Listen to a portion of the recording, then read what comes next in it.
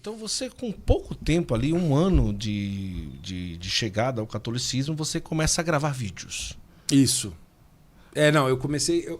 sobre igreja foi só em 2018, né? Ah, entendi. Foi só por ocasião do Intereclesial.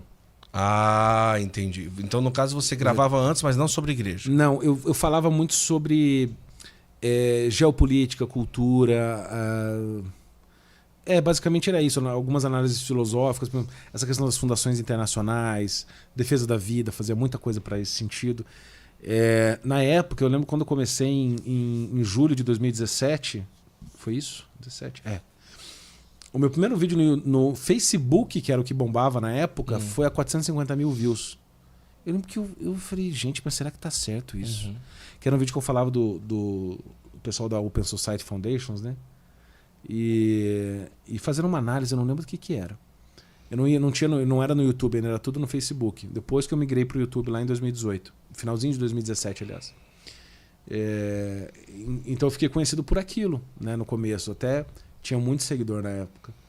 Depois, quando eu entro no YouTube, quando começa o Intereclesial, que dá aquela confusão toda em 2018, em janeiro, eu tinha cerca de 150 mil inscritos no meu canal, 200 mil, uma coisa assim. Já não era pouco. Do YouTube? No YouTube. Falando sobre Não, geopolítica? 150 mil mais ou menos. Era sobre política, mas mais geopolítica, análise cultural, crítica a leis estrangeiras, a influência da ONU, Unicef, essas preocupações mais assim, né? Coisas que eu gosto muito até hoje, né? E aí depois ali do Intereclesial eu senti essa missão, né, de reacender a preocupação com a teologia da libertação, que ninguém mais falava no assunto, né? O negócio estava dominando o panorama e todo mundo, né, tocando a sua vida, né? Então eu senti aquilo como uma missão, acredito que talvez, não sei se está cumprida, mas boa parte eu conseguia reacender, né, a preocupação com esse assunto. Só para vocês terem um testemunho dessa história, muito bonito. Quando foi 2021, se eu não me engano, ainda no auge da pandemia, tudo fechado, uma coisa horrível. Eu estava no interior de Minas, eu adoro essa história. E nós estávamos celebrando uma missa clandestina, porque as paróquias fechadas, na casa de uma pessoa, tinha tido um evento, e foi uma missa na casa de uma pessoa lá muito querida. Celebrou-se a missa, ao final veio uma senhorinha me dar um abraço, muito emocionada. Fiquei meio preocupado, achei que eu tinha falado alguma coisa, boca aberta que eu sou. Daí a senhora falou, não, preciso contar rapidinho a minha história. Ela falou, eu era freira antes do concílio. Depois do concílio, por causa daquela loucura que aconteceu, né? Eu abandonei o hábito, virei leiga, casei, tive filhos, meus netos estão aqui, tá todo mundo aqui, mas eu abandonei a igreja. E ela falou, e foi através do teu canal e do teu trabalho que eu entendi o que era a teologia da libertação. E eu percebi que a igreja que eu abandonei não era católica. Mas eu abandonei uma versão que me apresentaram da igreja que me decepcionou. E quando você me mostrou aquilo, eu voltei para a igreja aos 80 anos. E ela falou, e hoje eu frequento a missa todo dia, o resto do terço, todo mundo aqui, meus netos hoje são todos católicos. E eu queria agradecer com os olhos cheios de lágrimas. Olha só. Eu falo, cara, assim, testemunhos como esse, Guto, eu recebo aos potes. Aos potes. Eu guardo isso para mim. Porque tem hora que a gente sofre muito, né? Se você lida com comunicação, você sabe muitas vezes o peso que acontece, né? Uma certa solidão, muitas vezes. Por isso que eu sempre busco me cercar muito de pessoas, né? Isso é um combustível para mim. De ver o quanto esse combate traz as pessoas para a igreja. Porque mostra o amor e o zelo que a gente tem. É como, por exemplo, você veja, você passa lá no Vaticano, né? Você vê guarda por todo lado. Guarda suíça. Você tem a polícia italiana, a polícia. Sim. Aí você tem a guarda suíça e você tem os carabinieri, que é uma espécie de polícia militar, né? Polícia civil, polícia militar e a guarda especializada do Vaticano, e ainda tem a gendarmeria. São 4 jurisdições de força de segurança num só país, que é uma praça e meio quilômetro quadrado. É uma loucura jurisdicional. Mas tudo por quê? Porque eles estão guardando algo muito importante. A sé da igreja. E, obviamente, em primeiro lugar, o Santo Padre. Né? Então, E aquilo atrai o mundo. Ou seja, quando você tem um cofre muito grande, isso chama atenção. Né? Ou quando você tem um país que se arma para se proteger, né? Com essa história toda de Israel, né? É um país desse tamanho, do tamanho de Sergipe, que luta contra aquele mundo inteiro árabe em volta dele. Se arma por quê? Porque eles querem defender um tesouro. Né? E o fazem. Então, quando as pessoas veem, não só em mim, mas em tantos outros, né, que existem, que defendem, que falam sobre a fé, que muitas vezes, né, eu confesso que a gente pode às vezes exagerar na nossa forma de apresentar as coisas, né? Mas as pessoas veem nisso um tesouro por trás. E isso chama atenção. O que eu tenho de protestante que se converte, mas assim, não está no gibi. É muito mesmo. Eu tenho um grupinho de catequese na minha casa já há 4 anos. A gente começou na pandemia também. Agora, em abril fez 4 anos. Para jovens adultos de 18 a 25 anos. Gratuito. Quem jovem dessa idade em Londrina que quiser, entra comigo em contato no Instagram. Vai lá na minha casa. Hoje são cerca de 40, 50 jovens toda semana, 4 anos na minha casa. Vamos lá. E eu dou aula de catequese para eles. Mas assim, não é uma catequese pegando o catecismo ponto a ponto, né? Sim. Eu pego grandes temas e a gente vai trabalhando. Pega uma encíclica, ou pega, por exemplo, o Pai Nosso. A gente estudou o Pai Nosso em 10 aulas de 2 horas e meia. Então pego tudo que a igreja já falou, a gente mastiga ali com calma, né? Pega um grande tema, né? Como por exemplo a Carta aos Romanos. Nós lemos ela inteirinha, de cabo a rabo, versículo a versículo, comentando. Foi um semestre inteiro disso. E ali você ensina tudo sobre a igreja. Tudo que está no catecismo você ensina ali. Oração, mandamento, sacramento e liturgia, né? E fé, aliás. E nesse grupo, muitos protestantes. O caso mais recente foi de uma família que veio inteira protestante, arminiana. Era o pai, a mãe, os 2 irmãos e um amigo que iam lá. Mais a esposa de um deles. Eram 6. Estavam indo toda semana lá em casa. E todo final de aula, discussão. Porque depois tem lanchinho, tudo, né? Começa às 8 e ficam até meia-noite lá em casa. Toda quinta-feira. E aí, ele sentava lá comigo no sofá de casa e começava: mas e Maria? Mas não sei o quê? Mas e Barará? E eu, com toda a vocação de São João, da paciência da minha vida, que eu tenho, graças a Deus, gosto muito de responder perguntas. E respondi, voltou a família inteira para a igreja. Todo mundo, os 6 vieram. Cara, um deles hoje reza o terço todo dia de manhã na água fria do banheiro para fazer penitência pela vida. Nossa. Obviamente não é o Bernardo, obviamente é o Espírito Santo. Eu reconheço o imbecil que eu sou. Mas o que eu quero dizer, este tem o seu papel. Sim. Né? Então, não estou fazendo apologia, né, da Como minha que vida. foi ali, nada, cara, né? aquele primeiro vídeo que você fez, né? Você se incomodou um pouco com toda aquela realidade Muito. Ali? Do E como que Intereclesial? foi a decisão, cara? Vou falar sobre isso daqui. Do Intereclesial? Isso. Você, tipo, preparou uma semana? Foi algo meio pelo ímpeto? Como que foi aquilo dali, cara? Guto, qual você acha que é o meu temperamento? Eu acho que é sanguíneo. Exato. Perfeito. Então, os sanguíneos não tem pavio, né? Então, eu tava vivendo a minha vida, fazendo assim, eu fazia um vídeo por semana, uma coisa bem tranquila. Tinha um amigo que me ajudava muito e tal. E uma amiga minha, Silvia, me ligou e falou assim: Bernardo, você não sabe o que está acontecendo. Eu não sei porque que as pessoas me ligam para mim quando dá confusão. Né? Você não sabe o que está acontecendo. Aqui no Moringão. Moringão é um estádio fechado que existe lá, né? Onde tem show, tem tudo. Tá tendo uma via sacra com a Dilma no chão. Disso que nós estamos falando. Camiseta do Che Guevara vendendo. O Frei Beto está aqui. O pessoal do PT está aqui. Estão cantando música comunista. Só que tem 60 bispos. Eu falei: epa, que é isso? Não estou sabendo. Bom, olha o jornal, SEBS e tal, uma conversa. Eu falei: eu sabia da SEBS, né? Como todo mundo tinha uma noção. Eu tinha estudado Teologia da Libertação porque tinha sido assunto do meu curso de Teologia. Porque aquela faculdade que eu participei, a Faculdade Teológica Sul-Americana, a FTCA, ela é um dos berços da Teologia da Missão Integral. Ariovaldo Ramos, toda aquela história. Boa parte vem dali. Então eu estava bem antenado com essa história.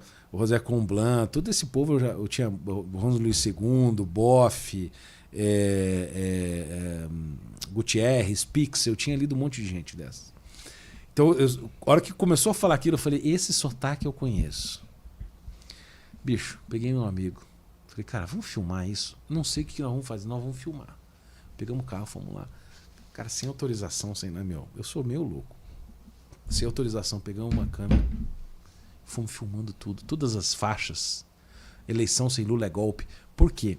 Naquela época, em 2018, exatamente durante o período do 14º Intereclesial, estava acontecendo o julgamento de segunda instância do Lula lá em Porto Alegre, ele foi condenado à prisão.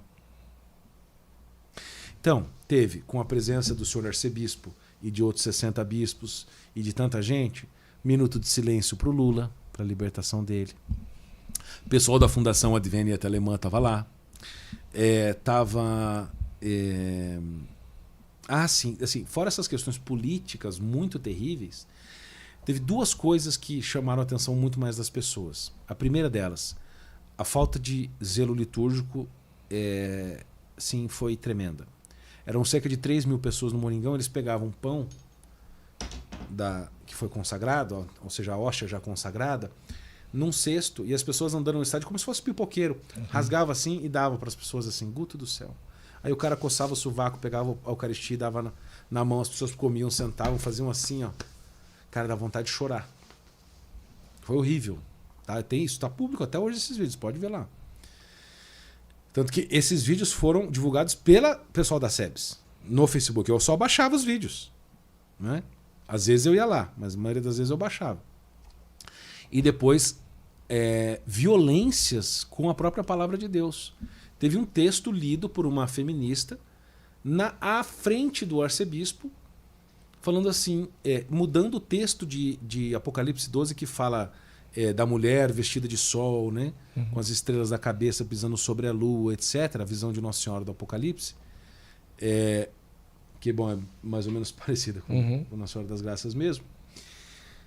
E ela falava assim, eu vi uma mulher com uma lata d'água na cabeça vinda do campo. E ela trazia as dores da sua vida. Cara, mas num ato litúrgico mudando o texto da Bíblia desse jeito. Não era um sarau poético. Cara, escuta, se você não fica indignado com uma situação como essa, né? Hoje eu estava pensando, quando eu estava vindo para cá, porque vai de meia hora para vir aqui, eu fiquei pensando, estava pensando em alguns textos, né? Eu gosto muito do Apocalipse, foi o primeiro livro da Bíblia que eu li. E aquela cena dos santos pedindo para Deus, né? Até quando, Senhor, né, suportarás a injustiça na terra e não farás tu cumprir a justiça, etc., né? E vai vingar o sangue dos mártires. Eu fiquei pensando, santo em visão beatífica fica indignado quando vê uma injustiça. Não é? Sim.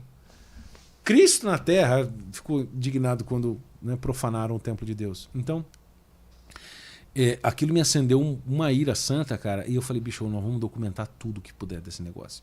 Cara, eu lembro que eu fiz acho que uma série de 15 vídeos sobre isso, porque não parava de vir coisa. Não parava. Era sem fim. Né?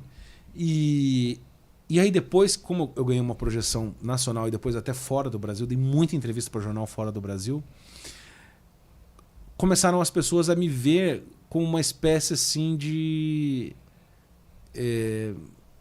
um denunciador, alguém que poderia ajudar a resolver os problemas das dioceses, né? Então as pessoas começavam a me mandar olha o que o meu bispo fez, etc e tal. Existia um problema que era como decidir fazer uma denúncia ou não. Isso é muito sensível. Para isso eu tive conversas com bispos excelentes, um deles foi Dom Henrique, com o qual eu conversei algumas vezes, que me ajudou com a sua sabedoria a discernir que assuntos falaram ou não. E uma coisa que ele me disse muito séria foi: jamais, aquele jeito enfático que você conhece, jamais ele fazia, jamais fale de assuntos privados. O que é público, trata-se em público. O que é privado, trata-se em privado. Você me entendeu? Sim, senhor. Você ligou um dia para Dom Henrique? Não. Falei com ele acho que 3 vezes ao telefone. Uma delas foi para falar sobre isso. E depois teve um conselho que ele me deu que eu não posso dizer em público e para ninguém aqui. Mas ele me deu um conselho e ele falou assim: lhe digo como bispo da igreja, tal e tal coisa. Eu falei, sim, senhor.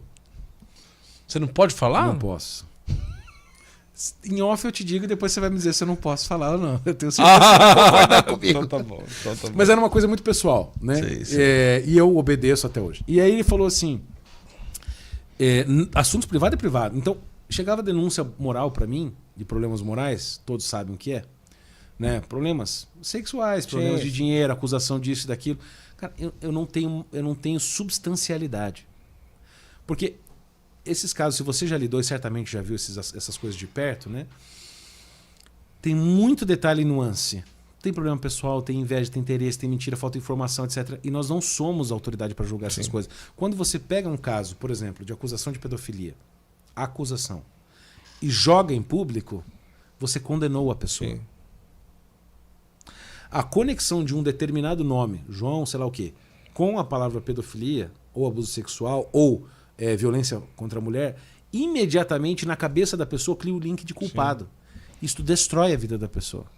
É só ver o que aconteceu com o Johnny Depp. Depois foi inocentado. Com aquela maluca lá. Então, esse é um cuidado que eu sempre tive. Tanto que eu nunca recebi um processo na minha vida por inventar coisas. Tudo que eu disse sempre foi com provas. Então eu falava, dizia, olha, tal bicho fez tal coisa. Pum, põe o vídeo, põe a foto. Quando eu não tinha certeza, eu dizia, olha, ele teria feito assim, mas o que me parece é isto no vídeo. E fazia assim. Então eu sempre tive muito essa preocupação. Depois eu desenvolvi uma amizade com um rapaz que era um canonista, que me ajudou muito nessas questões de o que eu posso fazer, o que eu não posso fazer, quais são os limites. Né? Contratei um advogado para me blindar também, para não tomar problema. Né? Então eu sempre evitei muito ser injusto. Posso muitas vezes ter sido duro, eu admito que sim. Agora, mentir não. Tanto que eu tive uma vez uma reunião com um bispo da nossa igreja aqui, também não prefiro dizer não dizer quem foi. Ele me acusou na minha cara. Ele disse, você é dinheirista. Eu falei, mas excelência, meu canal está desmonetizado, eu não ganho dinheiro nenhum com isso, minha livraria mal vende. Mas você então é politiqueiro. Eu falei, Minência, eu parei de defender política, eu não vejo mais sentido nisso. E outra, já me oferecendo toda eleição de vereador, deputado, etc., eles me oferecem cargo. Toda eleição me oferece. Quer sair? Não, meu filho, eu odeio, eu não consigo imaginar me sentar na mesa com um monte de bandido e ter que fazer acordo. Eu mato todo mundo, eu morro, não vou. Mas então você Foram 4 coisas. Politiqueiro, dinheirista... Ah, sim, mentiroso. Ele me acusou de mentiroso. Eu falei, aonde eu menti? Aqui, ó. Exatamente assim. Eu falei, aonde eu menti? Daí o bispo disse assim, nos seus vídeos. Eu falei, se o senhor mostrar o vídeo e mostrar a mentira, eu me retrato publicamente. Eu não tenho o menor problema em fazer isso, Guto. Eu sei que eu erro. E daí ele mudou de assunto. Aí por último ele falou, você é cínico. Cínico é aquele que nega a realidade, né? Conhecendo-a. Eu falei, em que eu fui cínico, excelência? Com todo respeito. Aí ele não soube dizer. E eu estava precisando de um favor dele, né? E daí eu falei, o senhor então vai me negar o favor porque eu sou cínico, dinheirista, politiqueiro e mentiroso. Aí ele falou, não, eu não vou lhe negar o favor. Depois ele negou. Mas, para dizer o seguinte... Aí no final ele disse assim, você fez direito? Aí eu falei assim, não, excelência. Porque já falei com os meus advogados, não dá para te processar. Mas ele falou isso em tom de lamento. Não de brincadeira. Né? Mas eu digo, não, eu tenho um advogado que eu pago por mês. Para me assessorar. Olha, eu vou falar tal coisa, posso falar? Muitos desses mais novos que estão vindo aí estão tomando uns processos feios. Eu falei para eles, um outro dia veio falar comigo, eu falei, bicho, você não faz assim.